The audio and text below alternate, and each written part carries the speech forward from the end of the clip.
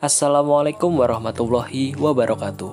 Pada pembahasan kali ini, kami kelompok 4 akan membahas tentang anak dengan problem perkembangan, yang dimana kami beranggotakan 11 orang dengan diampu oleh dosen Ibu Julia Harina MPC Psikolog dan Ibu Mahdia Fadilah MPC Psikolog.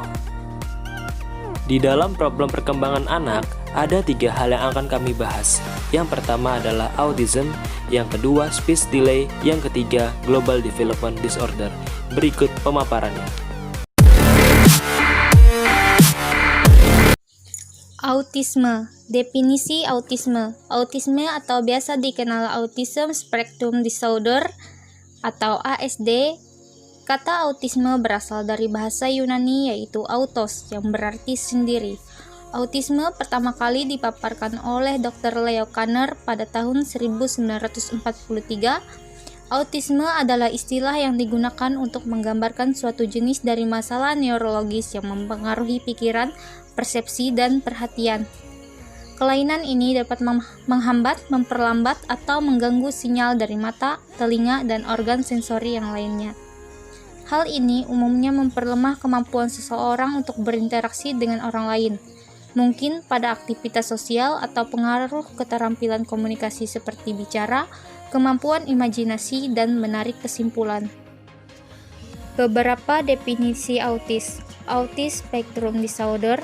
Menurut Sapari, autisme adalah ketidakmampuan untuk berinteraksi dengan orang lain, gangguan berbahasa yang ditunjukkan dengan penguasaan bahasa yang tertunda, ekolalia, mutisme, pembalikan kalimat, adanya aktivitas bermain yang repetitif dan stereotipik, rute ingatan yang kuat, dan keinginan obsesif untuk mempertahankan keteraturan dalam lingkungan. Menurut Sujarwanto, autisme merupakan gangguan proses perkembangan yang terjadi dalam 3 tahun pertama yang menyebabkan gangguan pada bahasa, kognitif, sosial, dan fungsi adaptif. Sehingga anak-anak tersebut semakin lama tertinggal perkembangannya dibandingkan teman-teman seusia mereka. Gejala-gejala autisme dapat muncul pada anak usia 30 bulan sampai 3 tahun. Gejala yang sering dijumpai pada anak autis yaitu A. Gangguan fisik. 1. Kegagalan lateralisasi karena kegagalan atau kelainan maturasi otak sehingga terjadi dominasi cerebral. 2. Adanya kejadian dermatologis yang abnormal. 3. Insiden yang tinggi terhadap infeksi saluran napas bagian atas, infeksi telinga, sendawa yang berlebih, kejang, demam, dan konstipasi.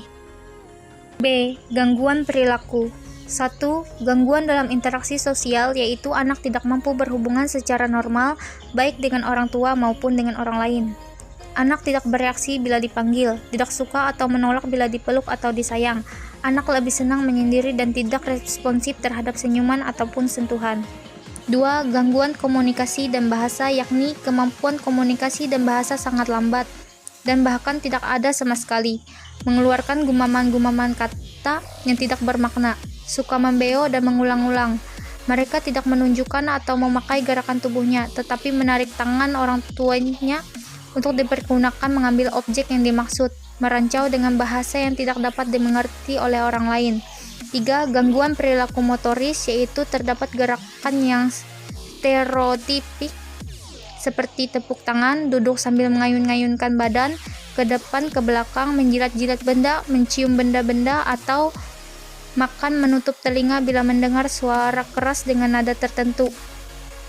Tidak suka memakai baju dengan bahan kasar, koordinasi motoris terganggu, kesulitan mengubah rutinitas terhadap hiperaktivitas atau justru sangat pasif, agresif, dan terkadang mengamuk tanpa sebab. 4. Gangguan emosi. Perasaan dan efek, yaitu rasa takut yang tiba-tiba muncul terhadap objek yang tidak menakutkan, seringkali timbul perubahan perasaan secara tiba-tiba seperti tertawa tanpa sebab atau mendadak menangis, serta tidak dapat mengendalikan emosi, ngamuk bila tidak mendapatkan keinginannya. 5. Gangguan persepsi sensori, seperti menjilat-jilat benda, mencium benda-benda, atau makan menutup telinga bila mendengar suara keras dengan nada tertentu. Tidak suka memakai baju dengan bahan yang kasar. 6. Gangguan tidur dan makan, yakni anak autis mengalami keterbalikan pola tidur dan terbangun di tengah malam, sukar terhadap makanan tertentu, menuntut hanya makan makanan yang terbatas, dan menolak mencoba makanan yang baru. Penyebab autisme. 1. Faktor neurobiologis. Gangguan neurobiologis pada susunan saraf pusat atau otak. Biasanya gangguan ini terjadi dalam 3 bulan pertama masa kehamilan bila pertumbuhan sel-sel otak di beberapa tempat tidak sempurna. 2. Masalah genetik. Menurut Maulana, faktor genetik juga memegang peran kuat, dan ini terus diteliti. Pasalnya, banyak manusia mengalami mutasi genetik yang bisa terjadi karena cara hidup yang semakin modern, seperti penggunaan zat kimia dalam kehidupan sehari-hari, faktor udara yang semakin terpolusi, beberapa faktor yang juga terkait dalam usia ibu saat hamil, usia ayah saat istri hamil, serta masalah yang terjadi saat hamil dan proses kelahiran. 3. Masalah selama kehamilan dan kelahiran. Masalah pada masa kehamilan dan proses melahirkan. Resiko autisme berhubungan dengan masalah-masalah yang terjadi pada masa 8 minggu pertama kehamilan. Ibu yang mengonsumsi alkohol, terkena virus rubella, menderita infeksi kronis atau mengonsumsi obat-obatan terlarang diduga mempertinggi risiko autisme. Proses melahirkan yang sulit sehingga bayi kekurangan oksigen juga diduga berperan penting. Bayi yang lahir prematur atau punya berat badan di bawah normal lebih besar kemungkinan untuk mengalami gangguan pada otak dibandingkan bayi normal. 4. Keracunan logam berat. Keracunan logam berat merupakan kondisi yang sering dijumpai ketika anak dalam kandungan. Keracunan logam berat seperti timbal, merkuri, kadmium, spasma infantil, rubella congenital, sklerosis tuberosa, lipidosis cerebral, dan anomali kromosom X rapuh. Racun dan logam berat dari lingkungan. Berbagai racun yang berasal dari pestisida, polusi udara, dan cat tembok dapat mempengaruhi kesehatan janin. Penelitian terhadap sejumlah anak autis menunjukkan bahwa kadar logam berat merkuri timbal timah dalam darah mereka lebih tinggi dibandingkan anak-anak normal. 5. Terinfeksi virus. Lahirnya anak autistik diduga dapat disebabkan oleh virus seperti rubella, toxoplasmosis, herpes, jamur, nutrisi yang buruk, pendarahan, dan keracunan makanan pada masa kehamilan yang dapat menghambat pertumbuhan sel otak, yang menyebabkan fungsi otak bayi yang dikandung terganggu, terutama fungsi pemahaman, komunikasi, dan interaksi. Efek virus dan keracunan tersebut dapat berlangsung secara terus-menerus setelah anak lahir dan terus merusak pembentukan sel otak, sehingga anak kelihatan tidak memperoleh kemajuan dan gejala semakin parah. Gangguan metabolisme, pendengaran, dan penglihatan juga diperkirakan dapat menjadi penyebab lahirnya anak autistik. 6. Vaksinisasi. Vaksinisasi MMR atau measles, mumps, dan rubella menjadi salah satu faktor yang diduga kuat menjadi penyebab autisme. Walau sampai sekarang hal ini masih menjadi perdebatan. Banyak orang tua yang melihat anaknya yang tadinya berkembang normal menunjukkan kemunduran setelah memperoleh vaksin MMR. Zat pengawet pada vaksin inilah yang dianggap bertanggung jawab menyebabkan autisme. Untuk menghindari resiko, maka beredar informasi bahwa sebaiknya vaksinisasi diberikan secara terpisah atau menggunakan vaksinisasi yang tidak mengandung trimerosal. Cara ini adalah menunggu anak berusia 3 tahun untuk meyakinkan bahwa masa kemunculan ciri-ciri autisme telah lewat. 7. Kelebihan peptida opioid. Menurut sastra, peptida berasal dari pemecahan protein gluten yang ditemukan dalam gandum dan protein kasein.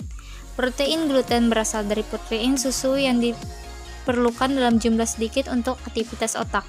Keadaan abnormal dapat meningkatkan jumlah peptida opioid antara lain sebagai berikut. A. Protein yang masuk ke dalam usus tidak dapat dicerna secara sempurna menjadi amino sehingga jumlah dan penyerapan peptida dalam usus meningkat. B. Jumlah peptida dalam usus normal tetapi terjadi kebocoran pada dinding usus. Hal tersebut mengakibatkan penyerapan ke dalam darah terlalu banyak. C. Jumlah protein normal tetapi kebocoran pada dinding usus dan batas darah otak. Cara mengobati autisme atau penanganan. Untuk penanganan dini terdiri dari beberapa cara, yaitu A. Intervensi diri. Autis memang merupakan gangguan neurobiologis yang menetap. Gejala yang tampak pada gangguan bidang komunikasi, interaksi, dan perilaku. Gangguan neurobiologis tidak bisa diobati, tetapi gejala-gejalanya bisa dihilangkan atau dikurangi, sampai orang awam tidak lagi dapat membedakan mana anak non-autis dan mana anak autis. Semakin dini terdiagnosis dan terintervensi, semakin besar kesempatan untuk sembuh. Salah satu metode intervensi dini yang banyak diterapkan di Indonesia adalah modifikasi atau lebih dikenal ABA, Evaluate Behavior Analysis, yang dikemukakan oleh psikolog asal Amerika Ivar Lovaas di tahun 1964. Melalui metode ini, anak dilatih melakukan berbagai macam keterampilan yang berguna bagi hidup masyarakat, misalnya berkomunikasi, berinteraksi, berbicara, bahasa, dan seterusnya.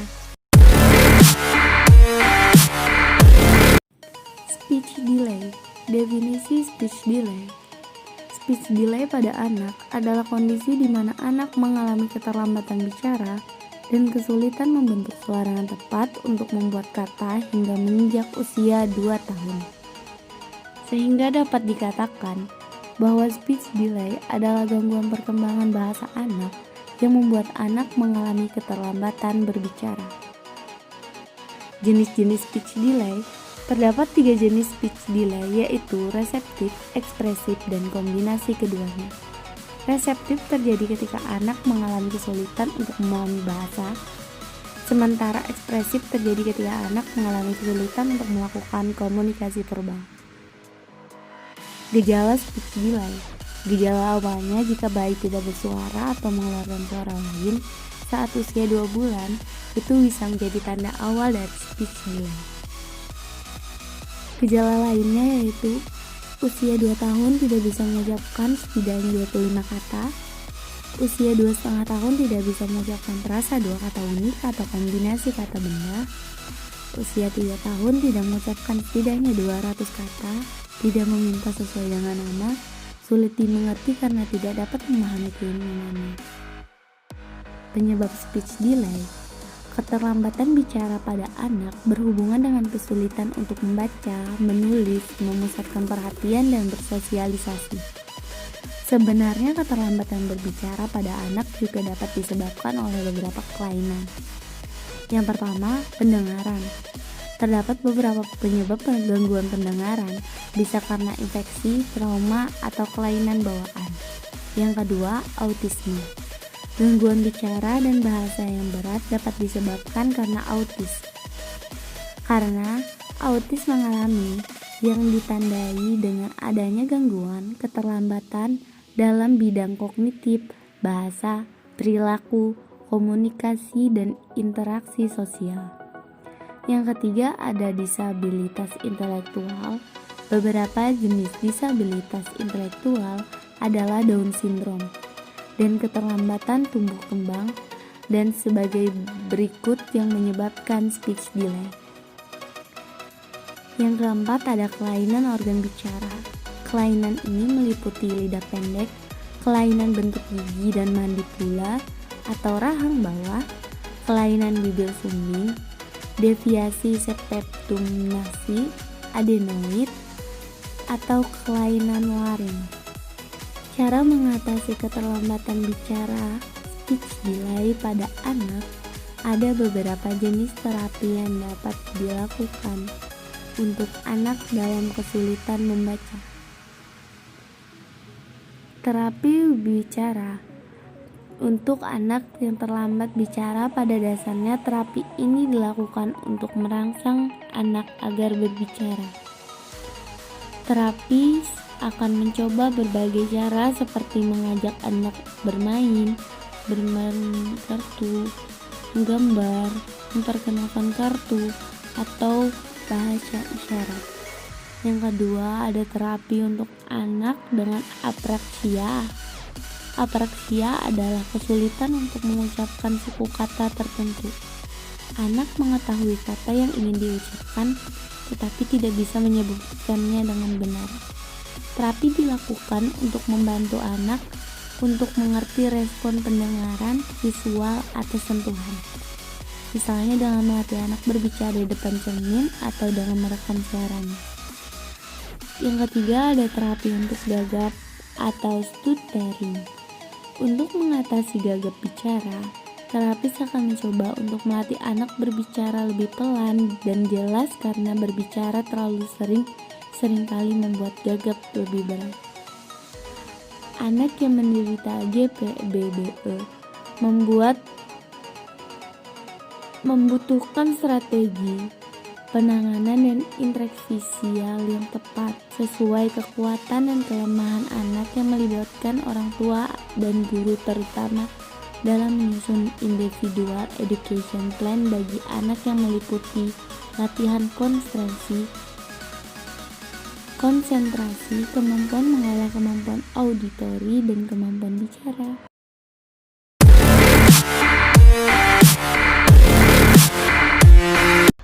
Global Development Disorder atau GDD merupakan sebuah kondisi yang menunjukkan keterlambatan tumbuh kembang anak, yaitu meliputi keterlambatan sensorik, motorik, hingga intelektual.